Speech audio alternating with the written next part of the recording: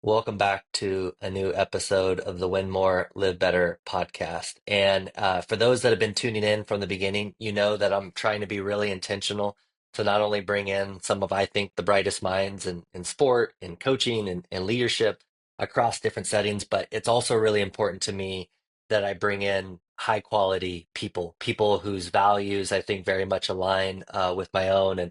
And today's guest is extra special, not only because I think of the maybe some of the alignment that we have in terms of those values, but also this is a first for me, getting the chance to interview and have a conversation with somebody that I had a chance to work with from his playing background. We kind of always knew, had in the back of our mind that eventually he was going to be in charge and leading in the dugout in a major league for a major league team, and so.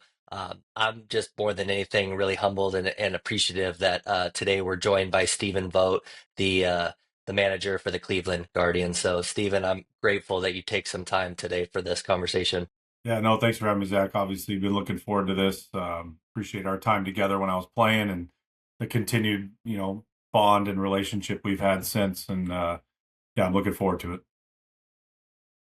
I think with your career, there's though we could dive into the playing side of it. We could dive into what's happening currently. I kind of want to blend them for a moment because something that, there were some, articles and different sound bites that came out when you took the job and when you transitioned into coaching where you kind of had this, it almost was like there was a seed planted for you to eventually become a major league manager. This was an idea that started well before then. And so I'd actually love to know at what point kind of in your baseball journey was the idea of becoming a major league manager maybe something that you wanted to work towards? And then how did you also see that nurtured as your career evolved over time? Yeah, I mean, I think it starts, 2009. It was my third season in the minor leagues. And, you know, unfortunately, shoulder injury occurred. And I had a choice. It was 10 days into the minor league season, and I was playing for our high A affiliate in Port Charlotte, Florida, with the Tampa Bay Rays. And so when you get injured in the minor leagues, they kind of get you away from the team, and you're rehabbing at the complex. Well, the complex was where our high A team was. I just remember having a choice of, well, I could just rehab and see if I can get back, or I can rehab and still be with the team in the dugout for home games. And so I had to ask a bunch of permissions and, give reassurances. Look, I'm not here to take away from the team. I'm here to learn, and I'm here to support people as they go through their seasons. And I think that year specifically got me really hungry to learn about the coaching aspect.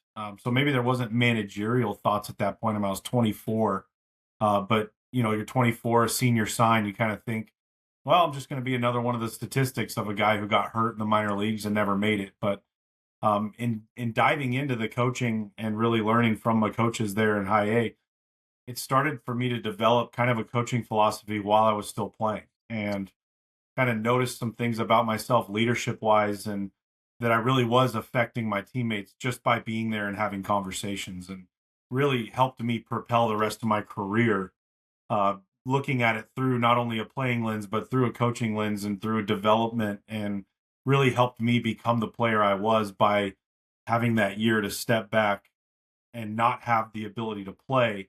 It made me aware of a lot of the thoughts that I was having as a player. And as I'm talking to guys, having conversations, really helped me develop my mental skills from there. But as far as the managing goes, I'd say it was around 2015, 2016, playing for the A's and Bob Melvin for a few years, and started really thinking about on the nights I wasn't playing, thinking along with him, thinking along with the other manager maybe. And definitely something that I thought one day I could do. And I'm very, very blessed to be doing that right now. I'm not just saying this because you're on here, but I mean, I would definitely put you in my Mount Rushmore of players that I was fortunate to be around during my time in Major League Baseball because again, I think a lot of what you're describing, like the appreciation and perspective that you had, not just for the on the field technical side and the physical side, but really that leadership and the impact that you can have, particularly from like that catching position. Could you talk a little bit about that in particular and how either for yourself or for others that you've seen, how being a catcher has kind of helped shape the lens through which now that you see the game and you coach. Yeah, I think the way I always viewed it was, and the way I was taught by my dad and every coach I ever had, is that when you're a catcher, it's not about you. It's about the guy 60 feet away, and you have 13 very different personalities, very different people that, whether their skill set's different, whether their repertoire is different, but they're what makes them tick. Some guys you got to go out and really jolt and get energized. Other guys you got to calm down. Other people you got to just they need to know that everything's going to be okay. And so I think dealing with whatever the hundreds of pitchers that I caught over my career and lifetime, you really get to see a broad spectrum of people. And that idea of being behind the plate, you are serving that person. You are suggesting the pitch they throw. You are navigating them through the game. And that inning, whether it's a 10-run game, whenever I get a chance to talk to young catchers, it's that inning is the most important inning of that person's career tonight. Doesn't matter the score, it doesn't matter the game state. They need 100% of you being fully engaged and know that you have their back and you've done your homework, you're prepared, and you're going to do everything within your power to help them have success. And I think that aspect in itself, and the fact that you are a position player and you have to hit, you can kind of relate to every player on the roster. There's no one that you really are in the dark about, because you know how to talk to pitchers, you know how to talk to position players because you are one. And I think my catching experience has definitely led to a lot of the leadership qualities, but also the servant leadership and the humbleness and understanding that you have very little to do with the outcome of the game. Yet you can make one suggestion that can go wrong, and it could mean the outcome of the game. And we can unpack that statement for about 5 hours. So I'll leave it at that. But I definitely think that the servant, aspect of the catching position really helps in my current role. I was torn a little bit in prep for this because I was like, man, there's some depth in there that I know that we've had previous conversations about, of like the lens that you have on the mental side, which I wanted to save space for, but also again, I'm so much of this show is geared towards coaches and the leadership side, which I think there can be intertwined certainly. But what I'd actually wanted to do is I jotted this down because this was a quote after you accepted the role in Cleveland, and I think if I recall correctly, I think there was some iteration of this that I know you had shared, even during your time as a player. But you said, "I've been released, I've been traded, I've been the worst player in baseball, I've been one of the best players in baseball, I've been a prospect, I've been a nobody, you name it." And so no matter what, and so no matter who walks through the doors of that clubhouse, I feel like I know where they're at and I can relate to them. And I think that's a really powerful sentiment. And I was hoping maybe you could kind of expand just a little bit off of that, and just kind of where that comes from and how you now see it show up. Yeah. I mean, I think when you're talking about just being human beings, right? We're a product of our experiences. We're a product of our belief set. We're a product of the things that we learned growing up. And until you learn, you're not going to know. And the best way to learn something is to fall flat on your face, fail at it, and then pick up and try again. And I think, for me, I was DFA'd 3 times. I was released once. I've been traded. Like you said, I've been sent up and down from the minor leagues to the big leagues 12 or 13 times, so having sat through multiple of those meetings, having sat through those experiences and the mental toll that it takes on you, you learn more and more each time, to the point where the last one, you're like, okay, all right, I got it. Yeah. But, the first time you go through that failure of somebody telling you you're not good enough. And for a majority of people, especially at our level, at the big league level, I mean, even college, you can name any level.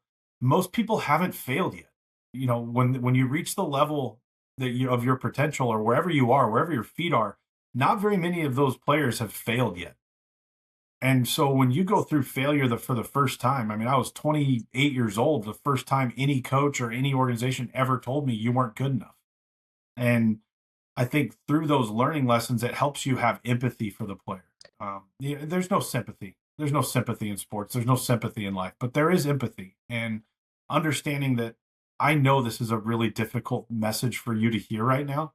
but I'm going to deliver it with full truth, and I'm not going to hold back, because that's what's going to propel you to get better.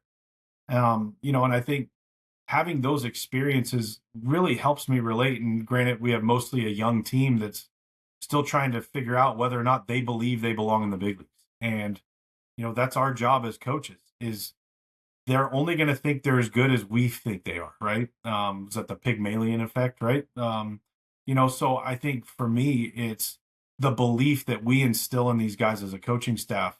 It can't go get hits for them, it can't make the plays for them, but it can give them that sense of confidence that we know you can do this, and if only you could view yourself through the lens that we do.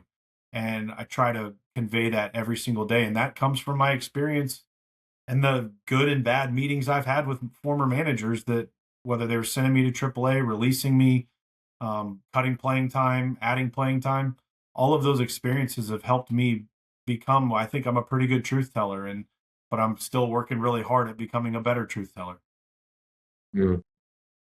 It's one of the greatest gifts that I think a leader can share with somebody, is that transfer of belief, the belief of knowing kind of what they're capable of, and then showing that not just through words but actions and how you pour into them. And some of that too is just even through that empathy that you described. Like you said, like, hey, I may not know exactly what you're going through, but I know what it feels like. And that level of empathy is so powerful. The other quote that has come up for me, this is something I've shared on a previous um, conversation, is somebody shared with me that you're most powerfully positioned to serve the person you once were. You're most powerfully positioned to serve the person you once were. Now, on one hand, that could be in the form of a role or a title, right? So, in essence, like you as a former player, you are very powerfully positioned to serve players because you have that experience. You know, kind of again, what those feelings are like and what the rhythms of a season. But the other side of it is like not just within a role, it's like you know what it's like to navigate, imposter syndrome. You know what it's like to navigate being told not being good enough, and being told like, hey, this is something you've worked your entire life for, and you're trying to put food on the table for your family, and this is your livelihood, and yet somebody's, you don't have full control over that. And so anyway, I think those, when you bottle all that up, it certainly makes so much sense as to why you're so well positioned, I think, to have that empathy and impact that you've had thus far. And I'm interested in, like, I think that for many, that transition from player to coach, there can be some things that you can pull from and keep with you, and there's certainly some things you probably have to like loosen your grip of as well and let go of. What have been some parts of the player lens that you've had to maybe loosen your grip on as you've made the transition to coaching? That's a tough question, because I think, given my path, and I don't shy away from it. I'm super fortunate to have the path that I did. I mean, that it happened way quicker than maybe I wanted it to happen that quick, but it definitely happened quicker than I thought it would. But I don't think like a coach. I've never been a coach, right? I went straight from playing 1 year of coaching experience and straight into a managing job, and I've had to rely a lot on my player brain. And and I think what that's really positioned is for this specific job. Like, my job is to manage and coach the person, right? We have extremely talented, coaches in our hitting department, defense, pitching, you name it. And I don't know how to coach those things. Do I have some knowledge in those areas? 100%. But I've never been other than 1 year of catching coach and bullpen coach. So for me, I stay out of those arenas. I ask questions and I support our coaches. Of course I do. I'm there as a thought partner and a resource. And yeah, if there's things that I see, that's my job, right? To ask questions. But for me, my job is to coach the holistic view of the player. And when you are a manager and you have positional coaches, that's something, it's really hard sometimes, because you want to step in and suggest something, but that's not going to develop your coaches. So for me, I think that's part of like the player brain I had to let go, was that it was all about me. What do I need to do today to get myself better so that I can go out and be a great teammate? So you lay awake at night, you get home from every game, you process, how did today go? What do I need to do better tomorrow? Here's my job for tomorrow. Now I go home after the game. I think through 26 players, I think through 15 coaches, and I think through 20 staff members. So now you're talking about 50 people that are on running through your brain every night. And no matter how well things are going, you've got 5 to 10 people that aren't going well. So it really does. You have to put yourself completely out of the picture. And you have to find ways to fill yourself up differently than getting to go out and play the game you love. And that for me, that was one of the difficult transitions I had, was realizing I'm not responsible for just me and then my teammates. I'm responsible for my teammates, for my fellow coaches, for my, I have to be a phenomenal teammate with not, I'm still, you're not going to reap any benefits from it, because when it goes well, it's about the players. And when it goes poorly, it's about you. And that's what my job is right now. And so there's no, like, you don't get to go watch your work play out. You get to watch other people's work play out and be a support system for that. So I think for me, like that, turning that player brain off, I did it relatively quickly, but that was very difficult for me at first. Part of that, what you just described, is something that I've heard other coaches, and it maybe isn't every coach's experience, but I think there's a difference between the weight of expectations that come, especially when you're at a very high level and there's pressures to produce results. But then there's also the weight of carrying, the weight of carrying of, like you mentioned, the 50 people or however many it is in that clubhouse who on a night to night basis is being influenced by not just the outcomes, but as you've touched on now a couple times, like the human side of it. Like there's certainly things that are happening away from the field too that are being affected. Somebody, I almost differentiate the difference between like you caring, like as you care for the person versus like you're carrying what they're feeling. How do you, I guess, balance that and just like carry the responsibility for people, but also not let it become emotional exhaustion for you, given again, this is what you're probably gets keeping you up at night.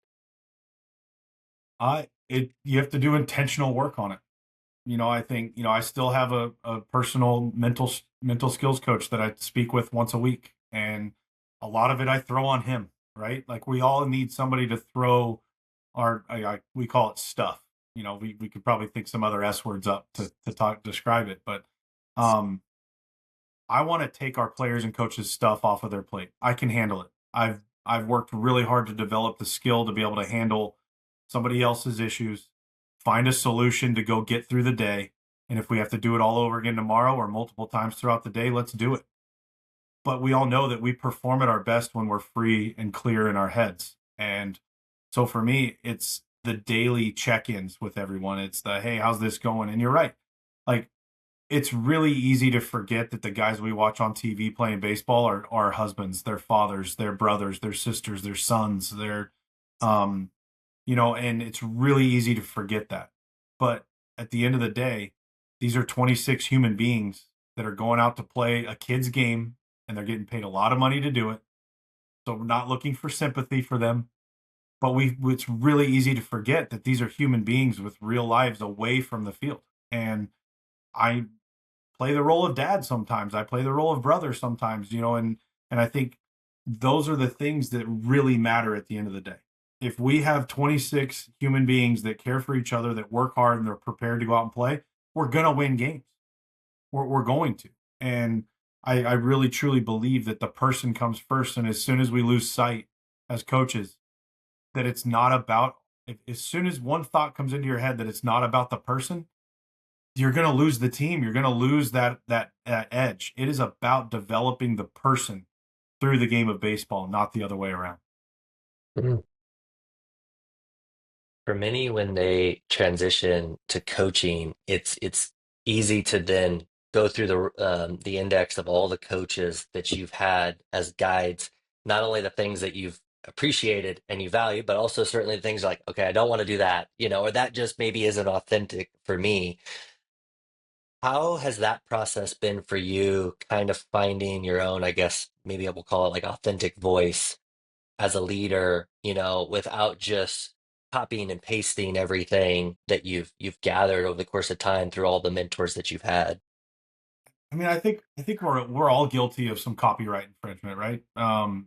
There's not one person on this planet that had this original thought, right? It's you get ideas from other people, and for me, I was so fortunate to play for 7 different incredible managers, and then work for one in Seattle in Scott Service, and so that's 8 great leaders that I had a chance to really observe, and they all did some things really well, and they all had weaknesses, just like I'm sure I've got a ton of weaknesses. I know I do. And, I think for me, it was trying to take whatever their strengths were. I'm like, what did that person do at an elite level? And take that and go make it my own. Okay, what was that person's shortcomings? And where can I get better from that? It's the same thing for us as parents, right? Like, I want my sons to be better people than I am. I want my daughter to be better than my wife. I want them to be better human beings than my wife and I are. And that's how we're raising them. We're raising them to try and be better than us, so that's how we evolve as a people. And so it's no different with coaching. It's taking the good and making it better, and taking maybe what wasn't quite as good and trying to get it a little bit better.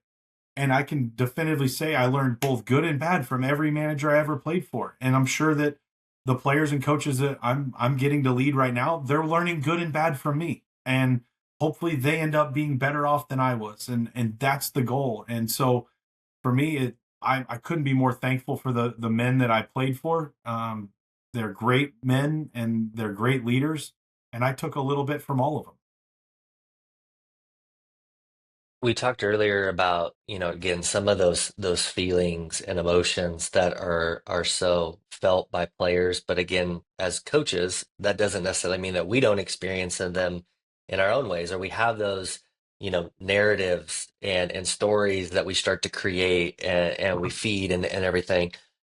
I don't know necessarily that if you would use this particular word, but we talked earlier about like the imposter syndrome and I'm interested in almost knowing like, hey, now that you're at this point in your career, a few years into coaching, have there been points where those feelings have creeped up, those thoughts have creeped up for you?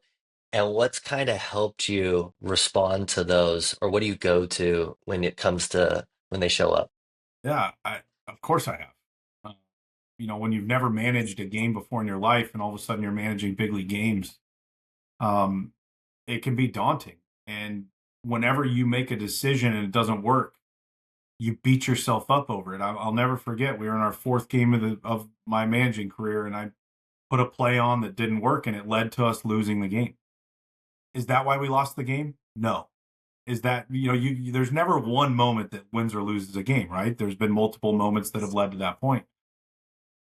But from that one mistake, I tried to learn as much as I could from it, and understanding that just because you made a decision that didn't work doesn't mean it was wrong. And that imposter syndrome of I have to be perfect, I have to make every decision right, because especially as a head coach or as a manager or as whatever it might be, when you make a decision that works, you're a genius. When you make a decision that doesn't work, you have no idea what you're doing. And that's the perception. That's how it is conveyed to you. That's how it's, received. Because at the end of the day, if you know your people and you know what they're capable of and you put them into a position to succeed, that's all you can control. When you're putting guys into positions that's not setting them up for success, either something happened in the game earlier that made you do that, or you're not thinking the right way. And so for me, it's about the prep. When I'm prepared, when I know our people, I know how they're feeling, I know what they're capable of, and I go out and put them into a position to succeed, then the game's gonna happen. Sometimes it works, sometimes it doesn't. But that idea of imposter syndrome, it's all about when you start to hear those lies creep into your head. Hey, you don't know what you're doing. You have no idea. That was dumb. You're an idiot. Like, you can buy those lies. And if you buy those lies, I promise you it's going to continue to get negative. But I think that's where the awareness of the way you're talking to yourself in your head. That's one of my strengths, is the awareness of my thoughts. I've worked extremely hard at being aware, and I'll catch a negative thought and I'll be like, whoa, where'd that come from? Why? What's true about that? Yeah, that's not true. Move on from it. And that's my process. Is I always ask the question of what's true, because we can make up some unbelievable lies in our head that'll take us down a negative path. But if you don't nip it in the bud right away, it can spiral into a 24 to 48 hour just absolute crush fest on yourself.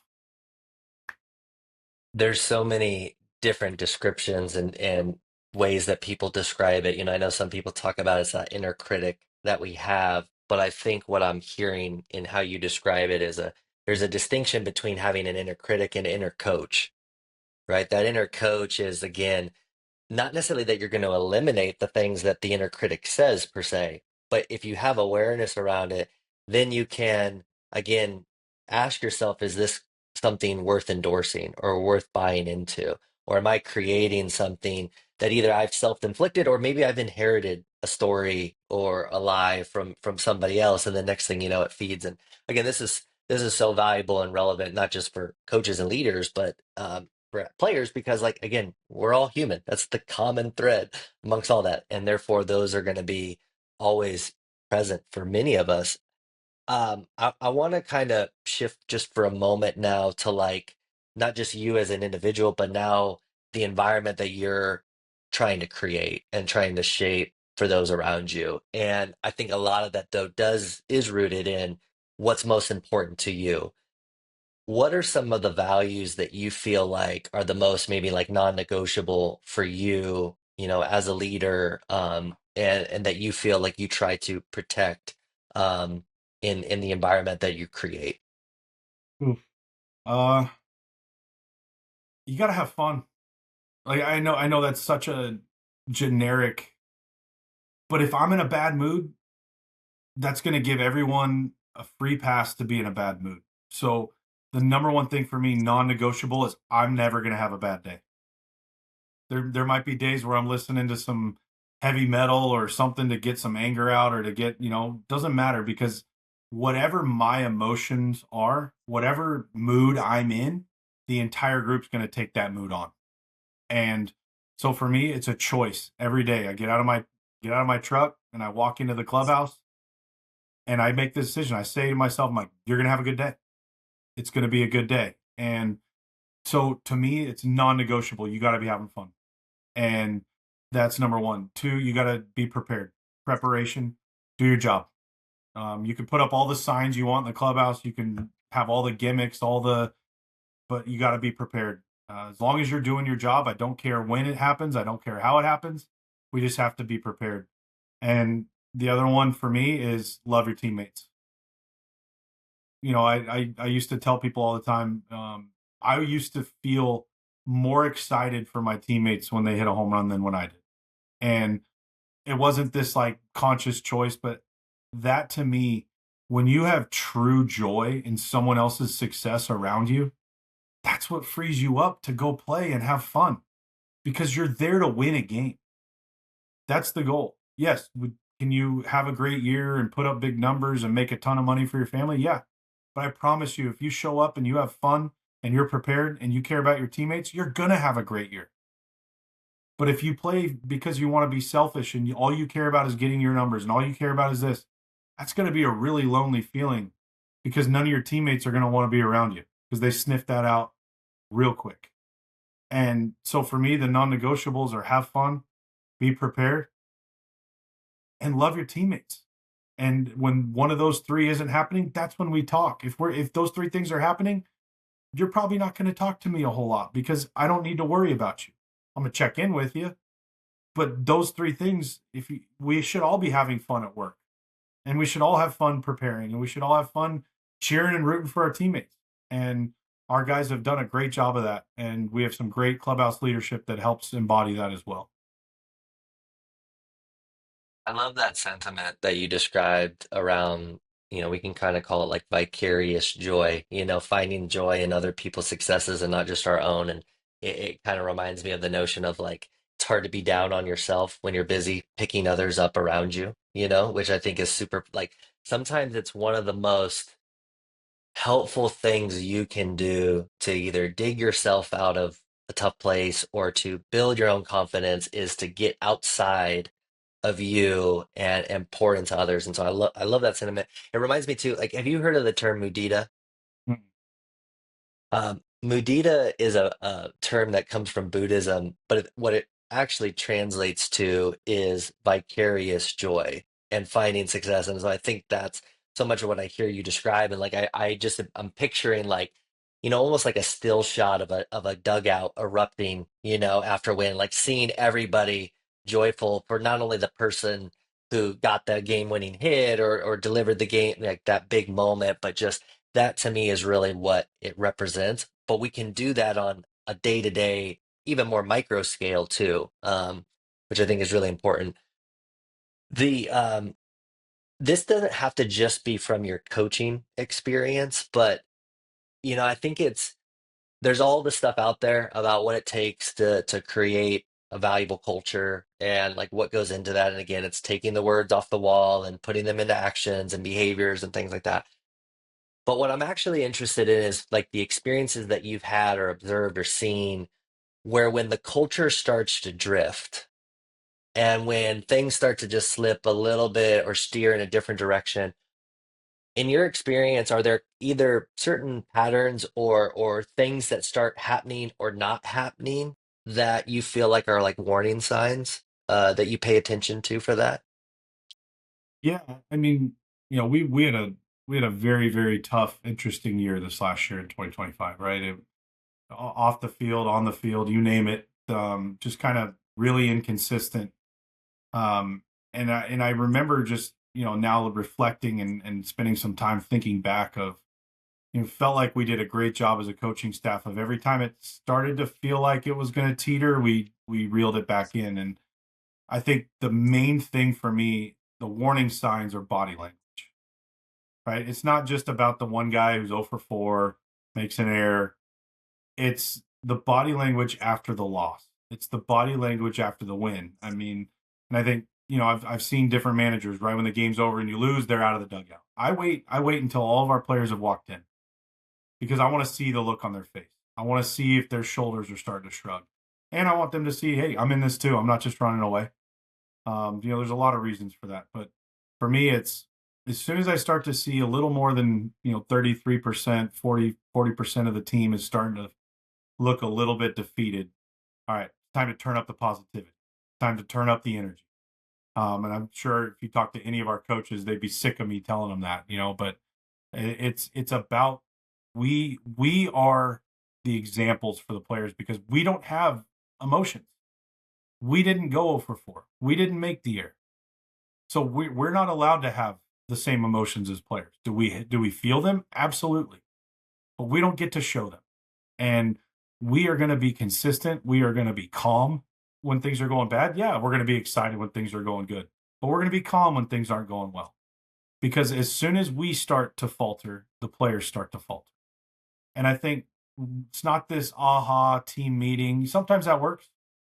Sometimes that makes it worse. And it's having a feel for your people. But to me, it's watching the body language of the players. They'll tell you how they're feeling. And their body language speaks way louder than them coming in saying, yeah, we're hanging in there. We're doing okay. They're always going to tell you what they think you want to hear.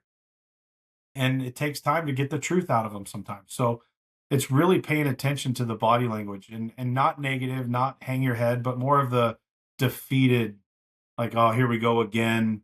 So I really try to be attuned to our players' body language at all times.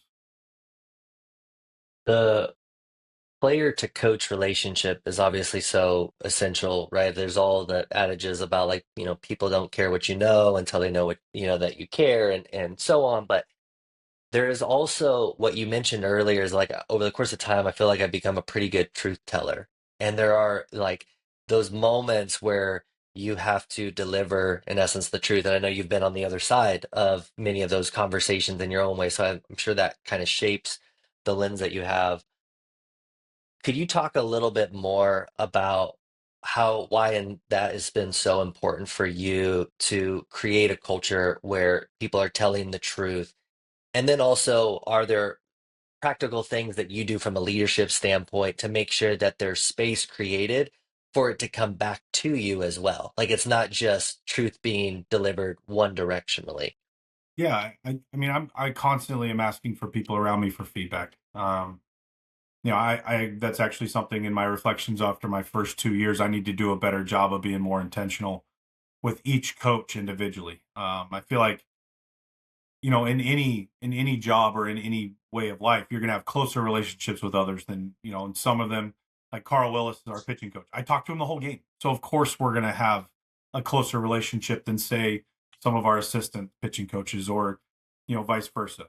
But for me, that's something I'm working on right now is being more intentional and giving people more intentional space to give me feedback and to hear their thoughts. And so working on that right now, actually, in the off season. That's one of my projects. So I think just creating a space, but also when you hear their feedback, working on my reaction to it. Because no matter who you are as a human, when you hear something either critical or contradictory to what you think, our first reaction is to go, "What?" And the body language that we exude, or the way that it's like, "Yeah, okay, we're not going to do that." Then that person's not going to want to come give you feedback anymore. And so for me, it's trying to work on. I don't get upset when I hear feedback. I get upset that it took that long to hear feedback. And but that's a negative reaction to that too. So there's a lot of things that I'm continuing to work on and try and learn.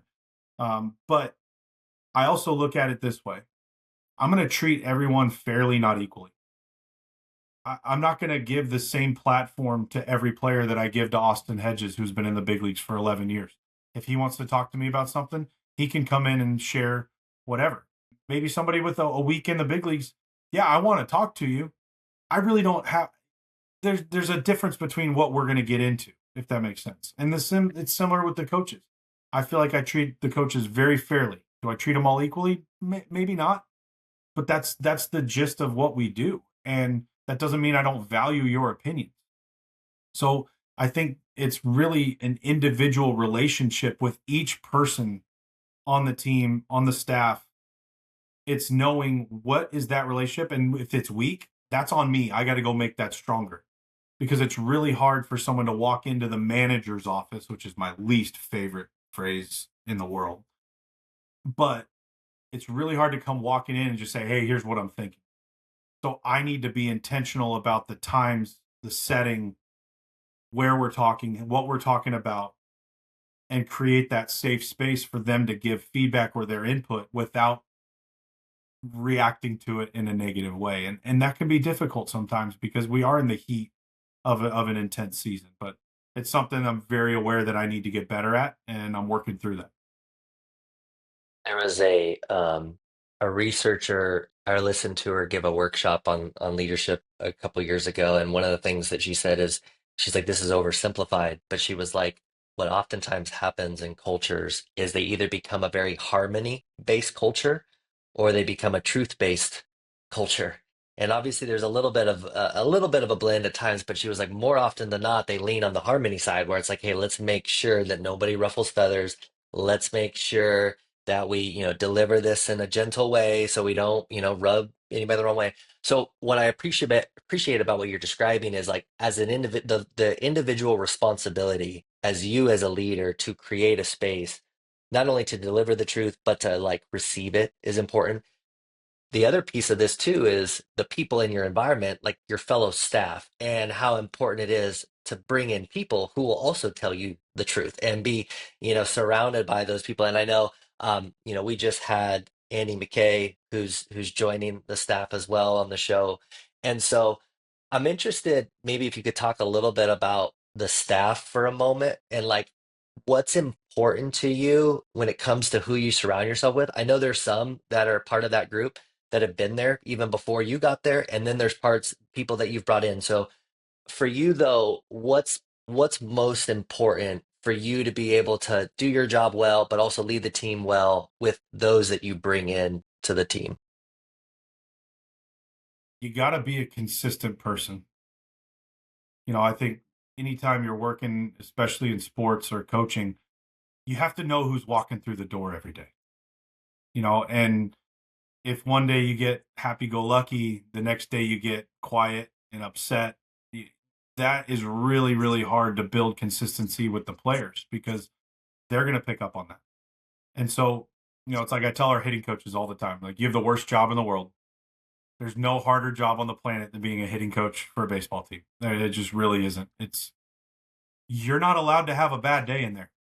You're not allowed to be negative. You're not allowed to be down. Everybody that walks into that cage is Barry Bonds, and you got to get them believing they're Barry Bonds when they walk out of there. And sorry, I know I'm a Barry Bonds fan, grew up Giants fan. Yeah, whatever. Favorite player. So I think for me, it's that consistency, and it ain't about you. It ain't about you. It's about the players. And I feel super blessed that, coming to Cleveland, it was a winning organization, great leadership that I have a chance to work for. And the coaches that we inherited are phenomenal people and phenomenal coaches. And yeah, there's been some turnover. There's going to be turnover every year, but I couldn't be more blessed because I do feel like I get to work with some of the best baseball minds, truth tellers, and they love the players. And for us, that's all we talk about. We talk about how can we love our players more? How can we get them better? How can we, we don't turn our backs on players here. We get them better. If we have to send someone down, that's a loss for us. So how do we get them better the next time we come back? And again, everything we do in the industry is about the players. Because if they're not here, none of us are here. They're here to work. They're here to play. They have to go out and do it. So it is 100% about them. And as soon as we feel like coaches, it's about us, we need to take a step back and reevaluate, thinking we have something to do with the outcome of the game, because we really don't. We need to help them be positioned to be their best. This has been a sentiment that you've in essence described and or hinted at throughout this conversation is like it's about the players, and how you model that as a leader and as a coach really matters too, right? If you're going to ask players to do X, Y, or Z, are you as a staff or as a leader doing X, Y, and Z and modeling? It's kind of like parenting. I'm discovering now as with two under two, basically, it's you do as I say, not as I do does not work. There's a lot of moments where my son has picked up on something and I'm like, where did you get that? Oh, you've watched me. Great. So it works similar in coaching. With that, I think learning is a piece of this. So we ask players, we have player development plans and things like that. We ask players to grow throughout the year in the off season, things like that. I'm interested if you maybe share a little bit about kind of your own personal process for learning. I think some of it you've already kind of touched on with, like the working with a coach, but also I know how much of a kind of an avid student you are of different things pertaining to leadership and the awareness and the self-reflection. So, yeah, could you maybe just talk a little bit about your personal learning process now in this in as a manager? Yeah, I asked a lot of questions. I did as a player. I'm sure if you had any one of the, minor league, big league managers that I played for, they'd be like, "Oh, dude, that guy asked way too many freaking questions." I'm curious. I'm curious because it doesn't matter what role you're in. If you have an idea, I want to know it. And maybe it's not the idea we go with, but maybe it sparks a good thought, or maybe it is something that I should consider. There's really no one's opinion that I don't find valid. I'm not dismissive of anyone's thoughts, and I think we have to be understanding that as a leader and as somebody, I've already seen it in 2 years. Now I'm this big expert because I've been doing it for 2 years, but um, I have blind spots. I have things that I get latched onto that I believe. And if there's not someone challenging that, or if I'm not asking for someone to challenge that, then I'm not going to grow. And so for me, it's a lot of observations. It's a lot of asking questions. It's getting, we have so many great resources in Cleveland as far as learning development, our research and development, all these different things that I'll ask them questions. Hey, what do you think about this? And try and gather information. So constantly asking the staff for feedback. I need to do a better job of that, as we've discussed earlier, and I'm putting steps in place to do so. My wife is not afraid to give me her unfiltered feedback, which is great. And I bounce a lot of things off of her. She was a high school and college basketball coach. So she's got a lot of good ideas on team building and things of that nature. So It's all of those things. I've actually started reading some books. I know, believe it or not. Um, it's I'm actually enjoying it. I try and read some leadership books of people that I respect, and it always helps when I know who they are. But you take whether you take one or two nuggets from it. Sometimes I'll read the prologue, like what's the book? Leaders Eat Last. So I apologize for anybody who loves that. I read the intro and the prologue. I'm like, got it. Okay, I'm good. I don't need to read any more of it. So it's I learn differently than anybody else. But for me, it's I can't take enough information and thoughts in. I'll filter it out because I know our players better than anybody on the planet. So I'll filter out what they need and what our coaches need.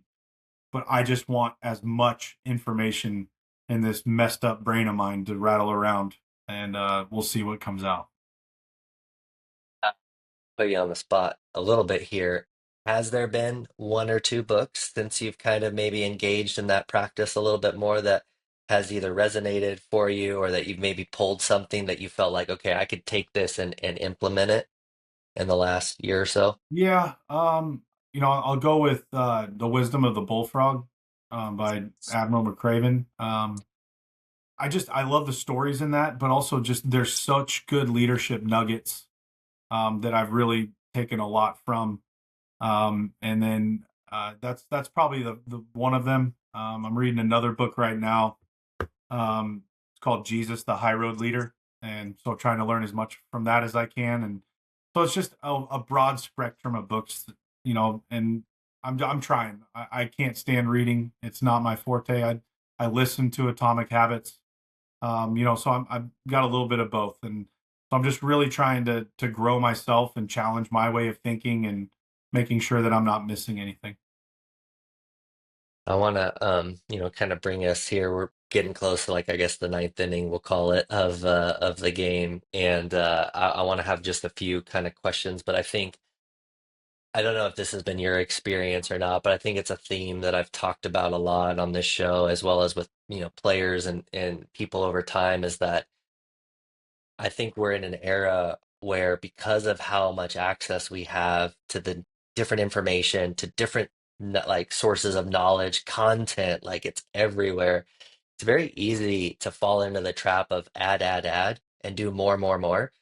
Sometimes the most helpful thing we can do is subtract and or stop doing something or just not do something, period. So with that, I'd actually be interested in whether this is a tangible thing or maybe this is something over the last few years is like, Stephen, what's something that you purposefully don't do as a coach?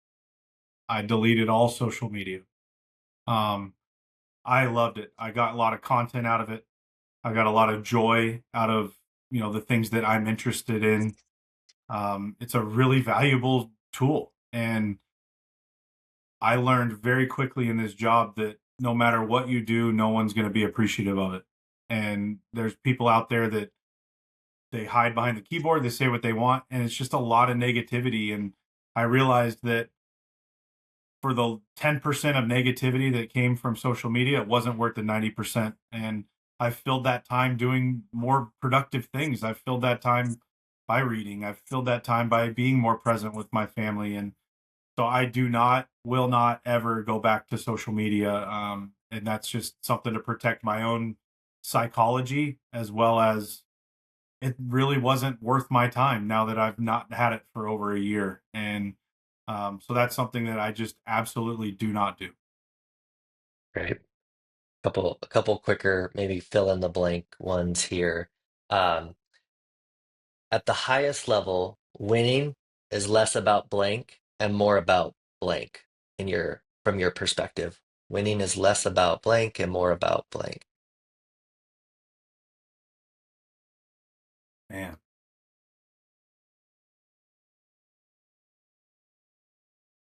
winning is less about today. It's more about the process. Be the best Hmm, way I can describe that. great. Now, again, the other side of this show is all about, okay, now if we want to win, but also how do we live better as leaders and coaches? You live better as a coach when you stop measuring yourself by blank. I think you get better as a coach when you stop measuring yourself by your win loss record. Um, The one sign we have in our clubhouse is win the day. And I know that's this new original thought, right? But winning today doesn't necessarily mean that you scored more runs than the other team in our world. And maybe it's Brian Rocchio had a two-strike hit the other way, and it's something he's been working on for months. Or maybe we executed a certain pitch in a certain count that we've been working on for a month. And that could be a win because that is going to translate into more wins down the road. And I think for me, it's not about your win-loss record. It's, are you developing the people and are they getting better with you? And that doesn't always translate into wins. And it's really hard to ignore, and it's really hard to not look at the standings. But I can honestly say I don't look at the standings until mid-August. I never have. I never will. It just doesn't matter until it does. And show up every day with the idea we're winning tonight, and that may not mean we win the game, but we're going to win today. And so that's my answer. I think this was the ALCS 2 years ago. There was a soundbite that you shared of a lesson that you learned from a mentor of like you have to learn the lesson and leave the event. Could you just maybe talk a little bit more about kind of how that particular quote has resonated for you or been a principle that you've tried to apply either as a player or as a leader? Yeah, I came from, I don't know where he got it, but my middle skills coach, Michael Price, he talks a lot about learn the lesson, leave the event. And I'm like, okay, what does that mean? He's like, okay, so let's say last night you brought in said reliever. They gave up 2 walks and a 3-run homer, and you lost the game. Okay. What'd you learn from that? What can you learn from that? So you dive in, you learn as much as you can. All right, now we leave the event behind because the event is not the learning lesson. The event was the catalyst that brought you to break down everything that may have gone wrong, may have gone right. And you do that on the flip side with positive things. You don't keep the event around. You leave the event behind. What do you learn from it? And so for me, anytime something goes really right or really wrong, I'm going to sit down and I'm going to think about every other area I can apply that to. Was I not thinking ahead? Was I caught up in the moment? Did I get sped up? Was I distracted by something that I didn't need to be thinking about in the moment? How do I stay engaged and locked in on what I need to be engaged in? And I'm still learning that, right? I've only been doing this for 2 years. I am nowhere near an expert on this. I want to continue to get better. And so this idea of learn the lesson, leave the event, it's great because I've told that to, now I've said it on a media thing, right? But I've told that to some of the assistants. I've told that to my bosses. And now they hold me accountable with it because I'll get fixated on something. I'm like, I can't believe I did that. I can't believe I did that. And they're like, hey, learn the lesson, leave the event. I'm like, screw you, but thank you. And so I think for me, any event that happens in our life, we should be trying to learn as much from as possible. How I handled a player conversation. Was it good, bad, and different? What can I learn from that one? How did that go? How can it get better next time? But you can't control the decision you made or what you said. You can't go back on it. All you can do is learn from it and move on. Last two quick questions, total shift. And last two here is I'd be remiss, I think, if I didn't ask you about Alyssa. And just again, like you touched on her a little bit more earlier with just kind of her background. And I know even when you were with us, you often talked about just the not only the love that you both share, but also just her influence on you. I was hoping maybe you could kind of just share a little bit as to like what she's how she has influenced the person that you are today, as a leader, as a person. Yeah, I mean, obviously, I'm a little biased. We just celebrated our 18th wedding anniversary. We got married right after short season, so we've been together my whole baseball career essentially, and she's been my best friend. She's been my partner. When I wanted to quit, she's talked me out of it. When I want to not work hard, she gets my butt off the couch. And we talk through every single day after the game's over. We talk through what went right, what went wrong, who do you need to talk to tomorrow? Hey, did you ask him how his mom's doing? Did you ask him how, like, she helps me think about the person and the overarching theme. And she has just been a huge support system for me. I would have never gotten through my baseball career, let alone this job, without Alyssa and her support. And I'm thankful that I have her as a partner to do this with. Very last question. This is a question that I ask every guest to kind of bring it to a close. But Stephen, what's something that you're proud of that maybe you don't always get an excuse to talk about?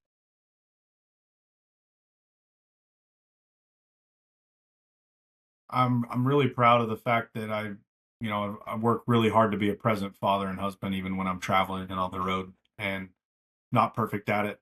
I need to get better in that area, but something that I really am proud of is that my family remains a priority, even if it may not look that way when I'm living three-quarters of the way across the country and working in baseball. But my family has been my number one priority, will always be my number one priority, and I'm really thankful and proud that that is the way it is. I think with everything, I think this show is geared towards and the mission behind it and how we want to serve. I couldn't have asked, I think, for a better conversation with somebody to kind of share your experiences with that, both in successes as well as in some of the challenges you face. So, Voter, I just want to thank you again for taking some time to do this. I really appreciate you. I mean, it's been a lot of fun, and best of luck to you in this process. And I'm so fortunate to do what I do and to have had the experiences and the career that I did as a player, and worked really hard for it. Caught a lot of luck, caught a lot of the right place at the right time. But I'm super thankful for everyone that I've crossed paths with. I've learned a lot from everyone, and probably took more from them than they think they did, or that I did. But couldn't be more grateful for the opportunity I have, and going to continue to work my butt off to help our players get better. Awesome. Yeah. I'm excited to continue to follow and support from afar. So, Stephen, again, thank you. Yeah, thank you.